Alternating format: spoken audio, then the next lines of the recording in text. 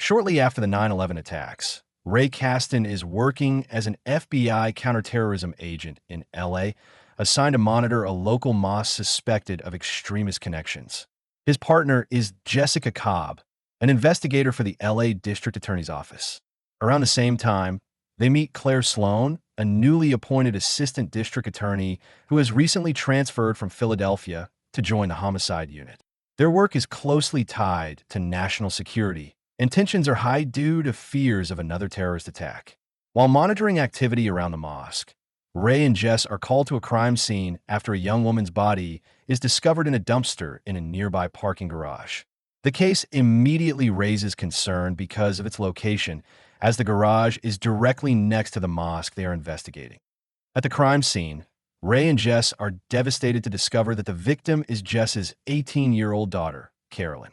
The body has been bleached, both externally and internally, in an apparent attempt to destroy all DNA evidence. Investigators begin examining the surrounding area and gather early forensic details.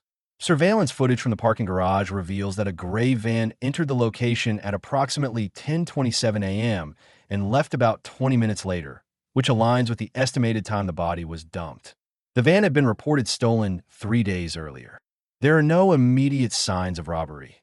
Carolyn's personal belongings, including her car, are later found elsewhere, indicating she had arrived in the area voluntarily. When asked, Jess is unable to explain why Carolyn would have been near the mosque or the garage at that time.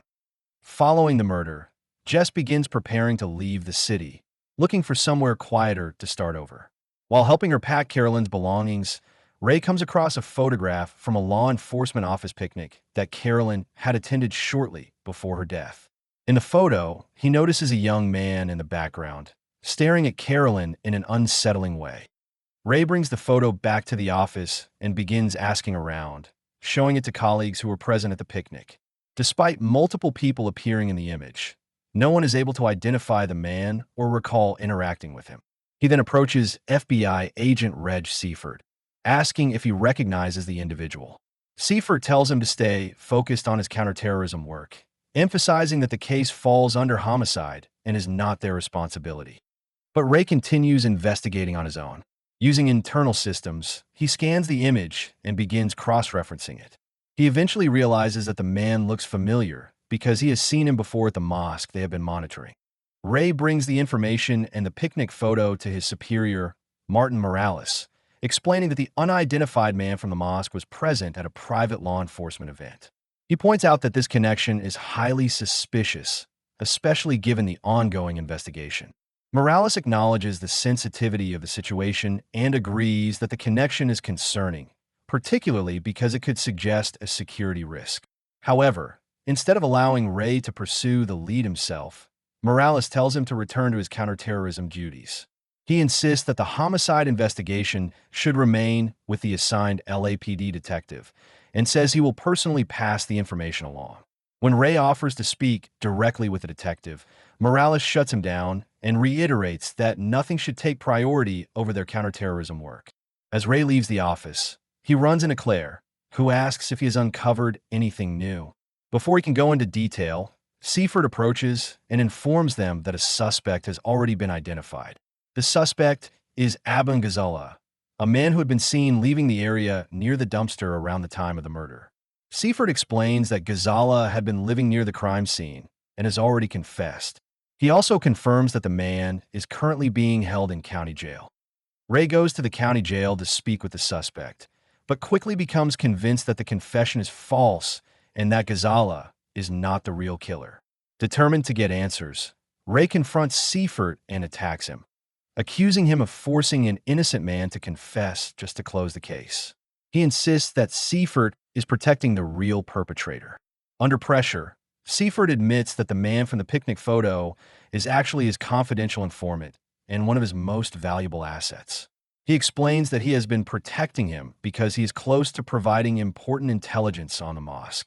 Seifert also reveals that he brought the man to the police picnic to gain his trust and make him feel included, as he had ambitions of becoming involved in law enforcement. Seifert insists that the counterterrorism operation is more important and says he redirected the investigation by pushing a false confession to avoid exposing his informant. He then reveals the man's identity as Anzer Marzin, but says he has not seen him for 10 days. Ray realizes this matches the timeline of Carolyn's murder. When he asks if the lead detective is aware of the situation, Seifer confirms that he is, implying that the investigation has been deliberately compromised. Ray forces Seifer to give him Marzin's information, including his last known address, and decides to pursue him on his own. The next day, Ray teams up with his colleague Bumpy to follow up on Marzin's last known address. Without a warrant, they break into the house to search for evidence. Inside, Ray discovers a comic book drawn by Marzin, filled with violent imagery and personal details. Believing it may contain clues, he takes it with him as they leave. Back at the office, Claire confronts Ray about his behavior, specifically his assault on Seifert and his unauthorized actions. She also informs him that she has been assigned as the prosecutor on Carolyn's case. Ray warns her to be careful, explaining that the man currently in custody is not the real killer, but a scapegoat. He tells her that the actual suspect is still free and is being protected because of his value as an informant. Jess enters during the conversation and overhears them discussing a new suspect. When she learns about Marzin, she becomes immediately invested and asks to see the comic book. Later, Ray approaches Claire again and insists that they need to find Marzin before Jess does, fearing that her personal involvement could lead to irreversible consequences. He suggests they continue investigating quietly, without official approval. Claire agrees to help, but emphasizes that they need solid evidence, pointing out that locating the stolen van linked to the crime would be a critical step in building a real case. The next day, Morales confronts Ray about breaking into Marzin's apartment without a warrant and interfering in an active homicide investigation. He criticizes him for overstepping his role, reminding him that his primary responsibility is counterterrorism. Ray asks him whether he would prosecute Marzin if solid evidence linked him to Carolyn's murder. Morales responds that he would pursue charges if a legitimate case existed, but he also makes it clear that counterterrorism priorities come first. Later that night, Ray meets Jess and Bumpy at a bar. Jess reveals her mindset, explaining that she does not believe in the death penalty. She believes death would be too easy. She wants the killer to be caught and forced to live a long life in prison. Ray then realizes that they are not there by chance. They are waiting for Marzin. Bumpy explains that they decoded clues from the comic book found in Marzin's apartment. The names of the characters all reference famous figures from the history of the Los Angeles Dodgers, including Walter Alston and Larry Sherry. This leads them to conclude that Marzin frequents a specific bar known as a gathering place for baseball fans and former Dodgers followers. Jess explains her reasoning more personally. She says that people are driven by their passions, and those passions guide their behavior. Carolyn was the center of her life, and losing her has defined everything since. She points out that Ray is similarly driven by his feelings for Claire, even if it seems hopeless. Based on this belief, she is convinced that Marzin will return to a place connected to his own obsession, and she decides she will keep coming back to the bar every night until he does. Ray and Bumpy stake out a Los Angeles Dodgers game, following the pattern they identified from Marzin's comic book. Then they finally spot Marzin sitting in the bleachers. When he notices them, he tries to escape, but after a chase through the stadium, they manage to catch and arrest him. The arrest is chaotic and very public, which immediately creates problems. Claire is frustrated with how it was handled, knowing it weakens their position legally. Despite this, Ray insists on interrogating Marzin, and Claire reluctantly allows him a short window to speak with him. Marzin is brought in voluntarily, meaning he can leave at any time and is not formally under arrest. During the interrogation, Marzin initially assumes the questioning is about the mosque, but Ray makes it clear that he is there because of Carolyn Cobb. Marzin denies ever knowing her. Ray then lays out his theory that Marzin saw Carolyn at the office picnic, became fixated on her, followed her, and eventually approached her. When she rejected him, Ray believes he assaulted and murdered her before disposing of the body. Marzin continues to deny everything, insisting that he is trying to help law enforcement and provide useful information. Before Ray can push further, Claire enters the room and stops the interrogation. She reminds Ray that Marzin has been a valuable asset to the office and asks to review the case file. After going through the details, Claire concludes that Marzin doesn't match the profile of the killer. She explains that Carolyn was physically strong, and the injuries described in the report suggest that her attacker had significant strength. She also points out that the use of bleach indicates planning and intelligence, which she believes Marzin lacks. She continues to humiliate him, even making crude remarks to undermine him further. Finally, the insults provoke Marzin. He loses control and punches Claire. Ray immediately reacts, jumping on him and beating him brutally. The outburst exposes Marzin's aggression, but it also destroys any chance of using the interrogation legally. Following the interrogation, Morales orders that Marzin be released. He explains that there is no solid case against him, and any statement Ray obtained is likely inadmissible due to coercion and the physical assault. He firmly tells Ray to drop the case, stating that Marzin is now officially untouchable. Frustrated, Ray argues with Claire in the elevator. She insists that, regardless of what they believe, they do not have enough evidence to build a case. In the middle of the argument, Marzin enters the elevator with them and mocks them openly. When the elevator doors open, Jess is standing outside and comes face to face with the man she believes murdered her daughter. Jess then steps into the elevator with Ray and Claire. Ray tells Claire to cover her ears. He urges Jess to kill Marzin before they lose him again, arguing that it may be their only chance for justice. Jess explains that killing him would be too easy, giving him a quick escape. Instead, she believes true justice would be for him to live and suffer, spending his life in prison with nothing. She also understands that killing him would destroy her own life, leaving her to spend decades in prison. After that, Ray and Claire head to the parking lot, still arguing about the case. Claire then receives a call informing her that a van has been found abandoned, matching the one seen in the surveillance footage, and that it smells strongly of bleach.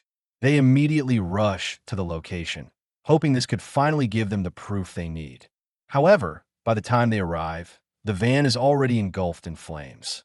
The timing raises suspicion, and Ray believes the evidence had been intentionally destroyed to protect Marzin.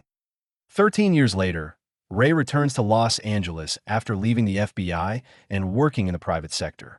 He reunites with Claire, who is now the LA District Attorney, while Jess works under her as her lead investigator. Ray tells them he believes he has finally found Marzin. He explains that the man is now living under the name Clay Beckwith and was recently released on parole after serving 10 years for armed robbery. He presents a file and a photo, insisting that Beckwith and Marzin are the same person. When Claire asks how he found him, Ray reveals that he spent years searching through inmate databases, including illegally obtained prison photos. He explains that he reviewed thousands of faces every night for 13 years, starting the day he left Los Angeles, until he finally found a match.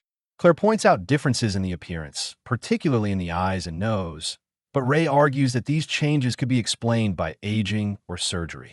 Ray asks Claire to reopen the case and suggests contacting Beckwith's parole officer to track him. Jess says she cannot go through watching the suspect walk free again. She suggests handling it unofficially, but Claire makes it clear that Jess cannot be involved if the case is reopened. After Jess leaves the room, Claire confronts Ray, frustrated that he has returned after 13 years and is reopening old wounds. She explains that there have been many false sightings over the years, each one causing Jess more pain. Despite her doubts and the lack of solid evidence, Claire agrees to review the case. Ray and Jess go to their former colleague Bumpy and ask him to help them unofficially by tracking down information on the man Ray believes is Marzin. Although Bumpy mentions he is not as active in the field anymore due to his injury, he agrees to help. Bumpy contacts the parole officer handling Clay Beckwith. After reviewing the photos, the parole officer confirms that Beckwith and Marzin appear to be the same person. He explains that Beckwith checked in shortly after his release, but stopped reporting 2 weeks earlier and has since disappeared. When asked about Beckwith's hobbies, the parole officer says he never mentioned drawing or baseball. However, he notes that Beckwith had a strong interest in horses and talked about it frequently, suggesting that he might be found at the racetracks. Ray meets Jess at the same bar Marzin used to frequent. Jess is not convinced that the man Ray found is actually Marzin, but Ray is certain they finally have the right person and insists that this time he will be brought to justice. Jess tells him not to make promises he cannot keep. She explains that since his return, people have been questioning his obsession with her daughter and wondering why he disappeared for 13 years if he was truly her friend. Ray then admits the truth. On the day Carolyn was killed, she was supposed to meet him at the bakery near the mosque so they could buy a cake for Jess's birthday. At the last moment, he canceled to finish some paperwork. Shortly after, she was murdered.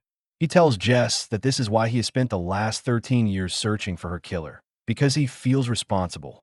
The next day, Ray and Bumpy go to the racetrack, following the lead about Beckwith's interest in horses. Ray decides to check the stables, where he finds the man he believes is Marzin petting one of the horses. When Ray approaches him and calls him out, the man acts confused at first, but after noticing their badges, he suddenly runs. Ray chases him, but the man manages to ambush him, injure him, and escape. A stable worker later tells Ray that the man is often around the track and is involved in stealing cars, but does not know his name. Ray gives the worker his number and tells him to contact him immediately if he sees him again. Ray then meets Claire and tells her he is certain that Beckwith is Marzin. Claire, however, is concerned about how far things are going and tells Ray to return to New York, saying she cannot justify continuing a case without solid evidence. Ray refuses to back down and asks for more men, insisting they are close. Later, Ray receives a message from the stable worker saying the man has returned. He goes back to the area and follows him to a warehouse that is being used as a chop shop for stolen cars. Ray calls Bumpy and gives him a location before moving in on his own. Inside, Ray is discovered and attacked. When he regains awareness, Beckwith is questioning him, asking why he is being followed. Ray tells him he has to answer for Carolyn Cobb's murder. Moments later, Bumpy and Seifert arrive. A shootout breaks out between the suspects and the officers.